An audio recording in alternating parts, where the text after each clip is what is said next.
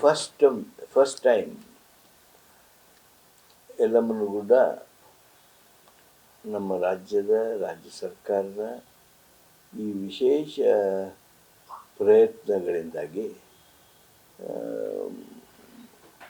ನಾವು ಕೇಂದ್ರ ಸರ್ಕಾರದ ಈ ದೊಡ್ಡ ಮೊತ್ತವನ್ನು ಪಡೆದುಕೊಳ್ಳೋಕ್ಕೆ ಸಾಧ್ಯ ಆಗಿದೆ.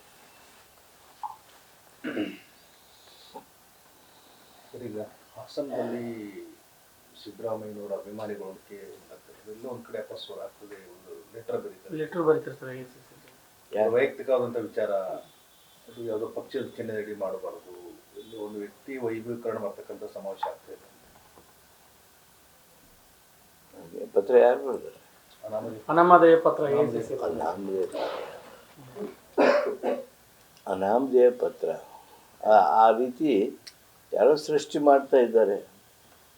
ಅದೇನು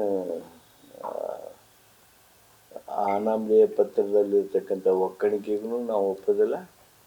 ಆ ಹಾಸನ ಕಾರ್ಯಕ್ರಮದೊಳಗೆ ಎಲ್ಲರೂ ಕಾಂಗ್ರೆಸ್ ಸಹಿತ ಮುಂದಾಳತ್ವ ವಹಿಸಿಕೊಂಡು ಆ ಕಾರ್ಯಕ್ರಮವನ್ನು ಯಶಸ್ವಿ ಮಾಡ್ತೀವಿ. ಏನು ಸುಳ್ಳು ಪ್ರಚಾರ,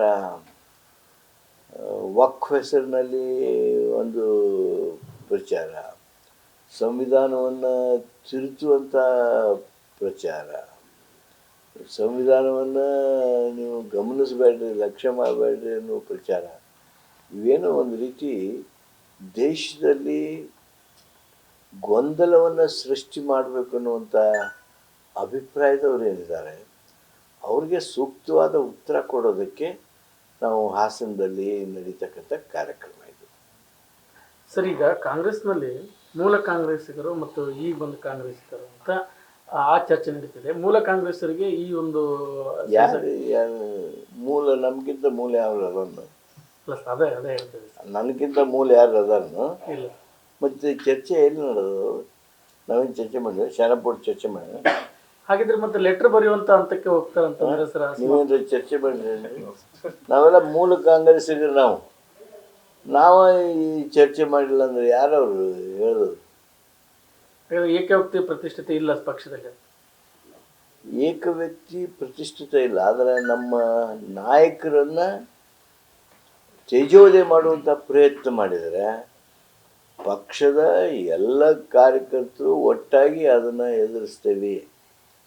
ಸುಳ್ಳು ಪ್ರಚಾರ, ತೇಜೋವಧೆ ಅಂತ ಕುತಂತ್ರ, ನಮ್ಮ ಪಕ್ಷದ ಸರ್ಕಾರವನ್ನು ಅಭದ್ರಗೊಳಿಸುವಂಥದ್ದು ಯಾರಾದರೂ ಏನಾದರೂ ಪ್ರಯತ್ನ ಪಟ್ಟರೆ ಕಾಂಗ್ರೆಸ್ಸು ಒಟ್ಟಿಯಾಗಿ ಗಟ್ಟಿಯಾಗಿ ಅದನ್ನು ಎದುರಿಸ್ತದೆ. ಅದನ್ನು ಎದುರಿಸಿದ್ವಿ ಅಂತ ಹೇಳೋಣ. ಮತ್ತು ಕಳೆದ 3 ಚುನಾವಣೆ ಬೈ ಎಲೆಕ್ಷನ್ಸ್ಗಳೊಳಗೆ ನಮ್ಮ ಪಕ್ಷ ಇಷ್ಟು ದೊಡ್ಡ ಗೆಲುವನ್ನು ಪಡೆದುಕೊಂಡು ಅದು ಅನಿಸೋದಲ್ವಾ ನಿಮಗೆ? ಬಿ ಜೆ ಪಿಯವ್ರಿಗೆ ಸರಿಯಾದ ಕಪಾಳ ಮೋಕ್ಷ ಆದಂಗಾಯಿತು ಆ ಪರಿಣಾಮ. ಮತ್ತು ಈ ಪ್ರಶ್ನೆ ಕೇಳ್ತಿರಲ್ಲ, ರೈಟ್? ಯತ್ನಾಳ್ ಅವರು ಎಲ್ಲೋ ಒಂದು ಕಡೆ ಮುಖ್ಯಮಂತ್ರಿ ಪರವಾಗಿ ಮಾತಾಡೋದು, ಕಾಂಗ್ರೆಸ್ ಪರವಾಗಿ ಮಾತಾಡ್ತಿದ್ದಾರೆ. ಎಲ್ಲೋ ನೋಡಿರಿ, ಯತ್ನಾಳ್ ಅವರು ಎಲ್ಲರನ್ನೂ ಟೀಕೆ ಮಾಡಿದ್ದನ್ನು ನಾ ಕೇಳೆ.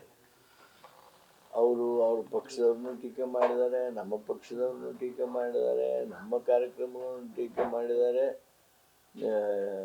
ಇದನ್ನು ಟೀಕೆ ಮಾಡಿದಾಗ ಅವ್ರನ್ನ ಮುಖ್ಯಮಂತ್ರಿಗಳ ಪರ ಮಾತಾಡಿದರು ಅಂಥೇಳಿ ಬಿ ಜೆ ಪಿಯವರು ಯತ್ನಾಳ್ ಅವರನ್ನು ವೈಯಕ್ತಿಕವಾಗಿ ವೀಕ್ ಮಾಡಬೇಕು ಅಂತ ಆ ರೀತಿ ಮಾತಾಡ್ತಿರ್ಬೇಕು. ಬಿ ಜೆ ಪಿಯವ್ರಿಗೆ ಸುಳ್ಳು ಪ್ರಚಾರ ಮಾಡೋದು, ಇಷ್ಟು ದಿವಸ ನಮ್ಮ ಸಿದ್ದರಾಮಯ್ಯನವ್ರ ಮೇಲೆ ಸುಳ್ಳು ಪ್ರಚಾರ ಮಾಡಿದರು, ಈಗ ಯತ್ನಾಳನ್ನು ಹಿಡ್ಕೊಂಡಾರ, ಅವನ ಮೇಲೆ ಸುಳ್ಳು ಪ್ರಚಾರ ಮಾಡ್ತಾರೆ.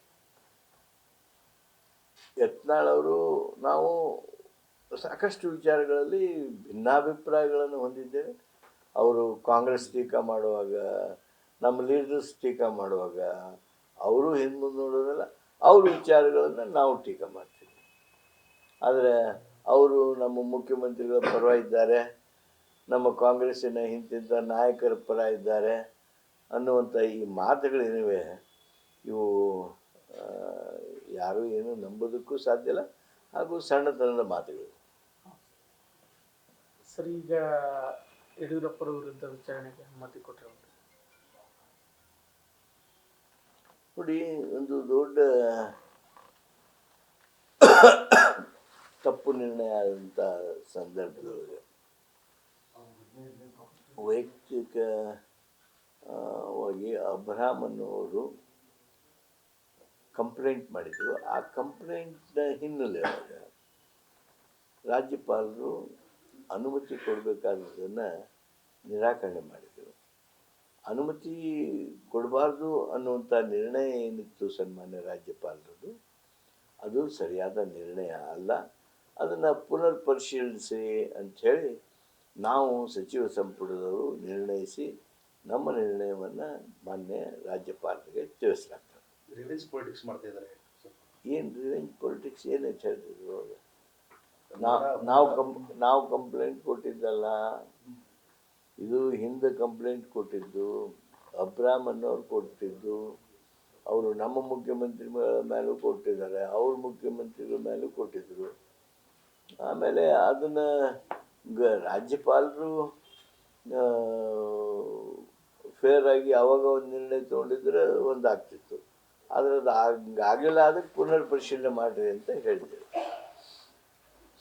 CWC ಯಲ್ಲಿ ಭಾಳ ಸಾಕಷ್ಟು ಚರ್ಚೆ ಇದೆ ಸರ್. ಪಕ್ಷ ಸಂಘಟನೆ ಇರ್ಬೋದು, ಪದಾರ್ಥ ಬದಲಾವಣೆ ಆಗಿರ್ಬೋದು. ಪಕ್ಷ ಸಂಘಟನೆ ಬಗ್ಗೆ, ಪಕ್ಷವನ್ನು ಗಟ್ಟಿಗೊಳಿಸೋದ್ರ ಬಗ್ಗೆ ಏನೆಲ್ಲ ಚರ್ಚೆ ಆಗಿರ್ತದೆ, ಆ ಚರ್ಚೆ ಮೇಲೆ ನಿರ್ಣಯ, ಆ ನಿರ್ಣಯಗಳನ್ನು ಚಾಚು ತಪ್ಪದೆ ನಾವು ಅನುಷ್ಠಾನ ಮಾಡ್ತೀವಿ. ಸರ್, ಈ ಸಚಿವ ಸಂಪುಟ ವಿಸ್ತರಣೆಯಲ್ಲಿ ಸರ್ ಹಿರಿಯ ಶಾಸಕರು ಅಥವಾ ಸಚಿವರು ತ್ಯಾಗ ಮಾಡಬೇಕು ಬಸವಗುಬ್ಬರ ಅವ್ರಿಗೆ ಅಂತ ಚರ್ಚೆ ಆಗ್ತದೆ. ಹಾಗೂ ಆ ಚರ್ಚೆ, ಆ ನಿರ್ಣಯ ಹೈಕಮಾಂಡ್ನವ್ರು ಮಾಡಿದರೆ ಹಿರಿಯ ಸಚಿವರು ತ್ಯಾಗ ಮಾಡಬೇಕಾಗ್ತದೆ. ಪಕ್ಷದ ಮುಂದಿನ ಭವಿಷ್ಯದ ದೃಷ್ಟಿ ಪಕ್ಷ ಏನು ನಿರ್ಣಯ ಕೈಗೊಳ್ತದೆ ಅದಕ್ಕೆ ನಮ್ಮ ಕಾಂಗ್ರೆಸ್ಸಿಗರೆಲ್ಲರೂ ಆ ನಿಲುವನ್ನು ಬೆಂಬಲಿಸ್ತಾರೆ. ಪಕ್ಷದ ಹಿತದೃಷ್ಟಿಯಿಂದ ಏನು ಆಗಬೇಕು, ಏನು ಮಾಡಬೇಕು, ಪಕ್ಷಕ್ಕೆ ಒಂದು ಉತ್ತಮವಾಗಿರ್ತಕ್ಕಂಥ ಇಮೇಜನ್ನು ಕೊಡೋದ್ರ ಸಲುವಾಗಿ ಹೈಕಮಾಂಡ್ನವ್ರು ಏನು ನಿರ್ಣಯ ಮಾಡ್ತಾರೆ ಆ ನಿರ್ಣಯಕ್ಕೆ ಹಿರಿಯ ಸಚಿವರು ಒಪ್ತೇವೆ, ಕಿರಿಯ ಸಚಿವರು ಒಪ್ತಾರೆ. ಗೌರ್ಮೆಂಟ್ ಪರ್ಮಿಷನ್ ಆಗೋ ಟೈಮಲ್ಲಿ 2.5 years ಡಿವೈಡ್ ಆಗಿದ್ದ ಸೇಮ್ ಇಲ್ಲ, ನನಗೆ ಗೊತ್ತಿಲ್ಲಪ್ಪ. ನಾನು ಆ ಸಭೆಯೊಳಗೂ ಇಲ್ಲ, ನನಗೆ ಅದು ಗೊತ್ತಿರೋ ಇಲ್ಲ. ಅದನ್ನು ನೀವು ಮುಖ್ಯಮಂತ್ರಿಗಳನ್ನ ಕೇಳ್ಬೋದು, ಪ್ರದೇಶ ಕಾಂಗ್ರೆಸ್ ಸಮಿತಿ ಅಧ್ಯಕ್ಷರನ್ನ ಕೇಳ್ಬೋದು, ಅಥವಾ ಹೈಕಮಾಂಡ್ ಕೇಳ್ಬೋದು. ಆ ಸಂದರ್ಭದಲ್ಲಿ ಆ ಸಭೆಯೊಳಗೆ ನಾನಿಲ್ಲ, ನಮಗೆ ಅವು ಯಾವನ್ನೂ ತಿಳಿಸಿಲ್ಲ. CLP ಅಲ್ಲಿ ಏನು ಚರ್ಚೆ? CLP ಒಳಗೂ ಏನು ಚರ್ಚೆ? CLP ಒಳಗೂ ಚರ್ಚೆ ಆಗೋದಿಲ್ಲ.